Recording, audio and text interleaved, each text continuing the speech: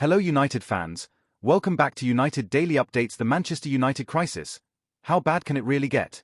Imagine paying someone £350,000 every single week and watching them struggle to control a football match against a team from League Two. Imagine spending £200 million on new players in the summer and then watching your team set records for all the wrong reasons. Imagine being a Manchester United fan right now. This is not just about losing a football match. This is not even just about losing to Manchester City in a derby. This is about watching one of the biggest clubs in world football become a laughingstock, week after week, month after month. The numbers don't lie. The performances speak for themselves. And the questions that every United fan is asking are getting harder and harder to answer. How did we get here? How much worse can it get? And most importantly, is there any way back from this mess? The shocking numbers that tell the Real story. Let's start with the facts because they paint a picture that's almost too bad to believe. Manchester United are having their worst Premier League start in 33 years. Think about that number for a second. 33 years takes us back to before the Premier League even existed. We're talking about performance levels from when football was a completely different sport. Ruben Amorim has collected just 24 points from his first 25 Premier League games. That's 0.96 points per game. To put that in simple terms, that's relegation form. Teams that get relegated average about 1 point per game over full season. But it gets worse. Amorim has won only 6 of those 25 games. 6 wins out of 25 games. That's a win rate of 24%. Even managers who get sacked quickly usually do better than that. Here's the stat that should worry every United fan the most. United haven't beaten a non-relegated club since January. We can only beat teams that are so bad they get kicked out of the Premier League. Everyone else is too good for us. The attacking numbers are just as bad. United have taken 190 shots in the Premier League under Amorim and hit the target with just 59 of them. That's a success rate of about 31%. Only Southampton, who are getting relegated, have worse shooting accuracy. The money that makes it all worse. Now let's talk about the elephant in the room. Money. Specifically, how much Manchester United are wasting. Our total wage bill is somewhere around £182 million per year. That's about £3.5 million every single week just in player salaries. Most clubs don't spend that much in an entire year. Casemiro is our highest paid player at £350,000 per week. That's over £18 million per year for one player. Bruno Fernandes earns around £300,000 per week. These are massive salaries that should come with massive expectations. But here's the problem. Are we getting value for money? When Casemiro can't control a midfield against teams from lower divisions, is he worth £350,000 per week? When Bruno struggles to play as a central midfielder, is he earning his £300,000 per week? The comparison with other teams makes it even more embarrassing. When United lost to Grimsby Town in the Cup, the numbers were shocking. United pays its squad about 96 times more than Grimsby. We have individual players who earn more than their entire team combined. Think about that. Casemiro earns more in 2 weeks than Grimsby's entire squad earns in a full year. And they still knocked us out of the cup. How does that happen? The fans are getting angry. The frustration isn't just coming from people on YouTube or social media. It's spreading to the actual fans who pay money to watch United play. After a recent defeat, United fans at Old Trafford started chanting "You're not special. We lose every week" directly at Amorim. This wasn't a few angry people. This was loud enough to be heard clearly on television broadcasts around the world. These are the same fans who were singing positive songs about Amorim just months ago. The change in mood has been incredible to witness. Fans who were excited about a new manager are now openly calling for him to be sacked. But the protests go deeper than just the manager. Thousands of Manchester United fans have been marching in protests against the ownership. They're saying the club is slowly dying before our eyes. The protests happen before games, during games, and after games. Fans are frustrated with everything. The owners, the manager, the players, the direction of the club. Nothing seems to be working. Amorim knows he's in trouble. Things have gotten so bad that Amorim has had to make a public apology to the fans. When was the last time you heard a United manager apologize publicly for how terrible the team was playing? "I made a public apology to Manchester United supporters," he said. He also asked fans to stick together and not fight each other. This tells you everything about how desperate the situation has become. The manager knows he's losing the support of the fans. He knows people are arguing about whether he should stay or go. He knows his job is in serious danger. When a manager has to apologize publicly and beg fans to stick together, it usually means his time is running out. The system that doesn't work. Let's talk about Amorim's famous 3-4-3 system. This is the tactical setup that made him successful in Portugal. It's the system he refuses to change no matter how badly it's working. The idea behind the system sounds good on paper. You play 3 centre-backs, 2 wing-backs who can attack and defend, 2 central midfielders, and 3 forwards. It should create lots of attacking opportunities while keeping the defence solid. But there are massive problems with using this system in the Premier League. The league is much more physical than Portuguese football. The pace is faster. The pressing is more intense. When your wing-backs push forward to attack, they leave huge spaces behind them. If you lose the ball, the opposition can counterattack into those spaces very quickly. Against teams like Manchester City, who are experts at quick passing and movement, this becomes a disaster. We saw this happen over and over again in the derby. United's wing-backs were caught up the pitch. The midfield couldn't cope with City's passing. The defence was left completely exposed. It's a high-risk system that only works if you can dominate possession and create lots of chances. But United can't do either of those things consistently in the Premier League. Why won't Amorim change? This brings us to the big question. If the system clearly isn't working, why won't Amorim change it? The answer seems to be stubbornness. Amorim has been widely criticised for being too stubborn about his formation. He's determined to stick with his 3-4-3 system no matter what happens on the pitch. In Portugal, this system made him incredibly successful. He led Sporting to amazing victories and won trophies. So he knows it can work. The problem is that Portuguese football and Premier League football are completely different. But Amorim seems to believe that if he just sticks with it long enough, it will eventually click. He thinks the players will eventually understand what they're supposed to do. The question is, how long can United afford to wait? How many more bad results can the club accept while Amorim tries to prove his system works? The players are getting frustrated too. It's not just the fans and media who are getting fed up with the situation. The players are getting frustrated too. It's not just the fans and media who are getting fed up with the situation. Some Manchester United players are reportedly frustrated with Amorim's tactical approach. Sources suggest that some players feel Amorim should change his system to accommodate them better. When your own players start questioning your methods, that's usually a very bad sign for any manager. The players can see what everyone else can see. The system isn't working. The results are getting worse. The performances are embarrassing. And they're the ones who have to go out on the pitch and face the criticism. United have lost 8 of their first 20 games under Amorim's management. The performances have lacked cohesion and attacking fluency. Even the players know something needs to change. The Bruno Fernandes problem. Let's focus on one specific example of how Amorim's tactical decisions are causing problems. Bruno Fernandes and where he's being asked to play. Bruno has been United's best player for years. He's creative, he scores goals, and he makes things happen from his natural position as a number 10. But Amorim keeps playing him as a central midfielder. The problem is simple. Bruno is 31 years old and has spent his entire career as an attacking midfielder. He knows how to create chances and score goals from that position. But now he's being asked to track back and defend like a proper central midfielder. It's like asking a chef to be a waiter. They might be excellent at their own job, but they'll struggle when asked to do something completely different. Against City, this became a huge problem. Bruno couldn't track Phil Foden's runs. He couldn't provide the defensive stability that a central midfielder needs to provide. He looked lost and confused for most of the game. Mark Goldbridge put it perfectly when he compared it to putting Van Dijk in midfield. You wouldn't take Liverpool's best centre-back and ask him to play a completely different position. So why are we doing the same thing with Bruno? The substitutions that made things worse. If the Bruno situation wasn't bad enough, Amorim's in-game decisions have been even worse. In the derby against City, Amorim made what many people called one of the worst substitutions they'd ever seen. He took off Lainery Yoro, our young and quick centre-back, and brought on Harry Maguire.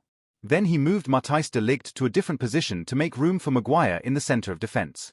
This left Maguire as the last defender against Erling Haaland, one of the fastest and most dangerous strikers in world football. The comparison that Goldbridge made was perfect. It's like asking a truck to race against a sports car. Everyone knows how that race is going to end. Can you imagine Harry Maguire trying to keep up with Haaland in a sprint? It's not that Maguire is a bad player, but he's just not equipped to handle that kind of pace and movement. These kinds of tactical decisions make fans wonder what Amorim is thinking. Does he not understand the strengths and weaknesses of his own players? The historical perspective. To understand just how bad things have become, we need to look at United's history. Manchester United have hit a new low with their worst Premier League start in 38 years. That takes us back to 1987, when United were still trying to establish themselves as a top club under Sir Alex Ferguson. All the progress that was made over decades of success is being undone. All the standards that were set by legendary managers are being forgotten. Even managers who were considered failures at United had better records than what we're seeing now. Jose Mourinho, who was heavily criticised in his final season, never had a run this bad. Ole Gunnar Solskjaer, who many fans wanted gone, had better periods than this. This isn't just about Amorim failing as a manager. This is about Manchester United as a club losing its identity and its winning mentality. The international embarrassment. It's not just English football fans who are laughing at United now. We've become an international joke. Football fans around the world are using United as an example of how not to run a football club. Our games are being analysed on foreign television as examples of tactical disasters. Young players who used to dream of playing for United are probably looking at other clubs now. Why would a talented 18-year-old want to join a team that's performing this badly? This damages everything about the club. Our reputation, our ability to attract good players, our commercial value. Everything suffers when you're performing at this level. The cup embarrassment that says it all. The Carabao Cup exit to Grimsby Town perfectly sums up how far United have fallen. Grimsby Town are 56 league places below United. They play 3 divisions lower than us. They have a wage bill that's 96 times smaller than ours. And they still knocked us out of the cup. This wasn't just a bad day at the office. This was a complete tactical and mental breakdown against a team we should beat even if we played our worst possible 11. The fact that this result happened shows that United's problems go beyond just the Premier League. We can't even handle lower league teams in cup competitions. What other clubs are doing right? While United are struggling, it's worth looking at what other clubs are doing that we're not. Arsenal rebuilt their team gradually with young players and a clear playing style. You watch Arsenal play and you can see what they're trying to do. They have an identity. Liverpool replaced older players with younger, hungrier ones. They have a system that all their players understand. When one player gets injured, another one slots in seamlessly. Even Tottenham, who everyone jokes about not winning trophies, play more attractive and coherent football than United do. These clubs have clear identities and philosophies. They make smart signings that fit their systems. They develop young players instead of always buying expensive older players. Most importantly, they make decisive changes when things aren't working. They don't wait until an entire season is ruined before acting. The atmosphere at Old Trafford has changed. Anyone who has been to Old Trafford recently will tell you that the atmosphere has changed completely. It used to be a place where opposing teams were intimidated. The crowd would lift the team when things got difficult. Now it's often flat and sometimes openly hostile to our own players. During games, you can hear individual fans shouting criticism at players. The crowd gets frustrated very quickly when things go wrong. There's no patience anymore because fans have seen the same mistakes repeated endlessly. The worst part is when fans start leaving early. In the derby against City, you could see empty seats appearing well before the final whistle. That's United fans giving up on their own team in the biggest game of the season.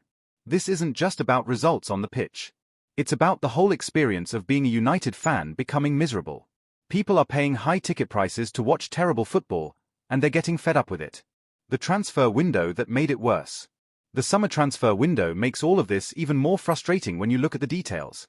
United spent around £200 million on new players. That should be enough money to significantly improve any team. But instead, we've gotten worse. The problem is that we didn't buy the right players for the system. The transfer window that made it worse. The summer transfer window makes all of this even more frustrating when you look at the details. United spent around £200 million on new players. That should be enough money to significantly improve any team. But instead, we've gotten worse. The problem is that we didn't buy the right players for the system. Amorim's 3-4-3 formation needs very specific types of players. You need wing-backs who can run for 90 minutes. You need centre-backs who are comfortable passing the ball. You need midfielders who can cover huge amounts of ground. Instead, we bought attacking players who don't fit the system. We ignored the goalkeeper position even though everyone could see it was a problem. We didn't strengthen the midfield enough to make the system work. It's like buying ingredients for pizza but trying to make a cake. The individual ingredients might be good, but they don't work together to create what you actually need. The deeper problems that won't go away. Even if United sack Amorim tomorrow, many of these problems will still exist. The wage structure is still broken. We're paying massive salaries to players who aren't delivering performances to match those wages. The transfer policy is still confused. We're buying expensive players without a clear plan for how they'll fit into the team. The ownership situation is still causing protests and divisions among the fans. These are problems that go beyond just the manager. They're problems with how the entire club is being run from top to bottom. But that doesn't mean keeping Amorim is the answer either. Sometimes you have to make changes even if they don't solve all the problems. Sometimes you have to act before things get even worse. The point of no return. The scary question that every United fan needs to ask is whether we've already passed the point of no return this season. Are we too far behind in the league table to recover? Are the players too demoralized to turn things around? Have we lost too much confidence to start performing at a higher level? With every bad result, it becomes harder to find a way back. Players lose confidence in themselves and their teammates. Fans lose hope that things will improve. The media write more and more negative stories. The pressure gets bigger and bigger. If United don't turn things around very soon, this season could be completely lost. And if that happens, it will take even longer to get back to where the club wants to be. The questions that need answers. So where does this leave Manchester United and Ruben Amorim? Here are the questions that need urgent answers. Can Amorim swallow his pride and change his tactical system to better suit his players? Will he finally play Bruno Fernandes in his natural position? Can he make substitutions that actually make sense? Will the players accept that they need to perform much better regardless of what system they're playing? Can they show the kind of fight and determination that United teams used to be famous for? Will the club's leadership make the difficult decisions that need to be made? Are they prepared to cut their losses if things don't improve quickly? Most importantly, do United have enough time left in the season to turn this disaster around? The reality check we all need. The truth that every United fan needs to accept is that we're not currently good enough to compete with the best teams in the league. Manchester City didn't even play at their best level against us and they still won 3-0. Liverpool would probably beat us just as easily. Arsenal have a clear plan and identity that we completely lack. We're not just failing to beat the top teams. We're losing to teams we should be beating comfortably. We're getting knocked out of cups by lower league teams. We're setting records for all the wrong reasons. This isn't a temporary blip or a run of bad luck. This is a fundamental problem with how the team is being managed and how the players are performing. The question is whether Ruben Amorim is the right person to solve these problems, or whether his decisions are making everything worse. Looking forward. Based on everything we've seen so far, it's hard to be optimistic about United's immediate future under Amorim. The tactical system isn't working and he refuses to change it. The players are getting frustrated with his approach. The fans are losing patience rapidly. The results keep getting worse instead of better. Mark Goldbridge was probably right when he said that Amorim is sacking himself with his stubborn approach to tactics and team selection. Unless something changes dramatically in the next few weeks, it's hard to see how Amorim survives as United manager. The pressure is building from every direction, and football is ultimately a results business. But even if Amorim does get sacked, United's problems won't magically disappear. The next manager will inherit the same overpaid, underperforming players, the same confused transfer policy, and the same structural problems that have been building for years. The final word. The Manchester derby defeat to City was supposed to be a measuring stick for how much progress United had made under their new manager.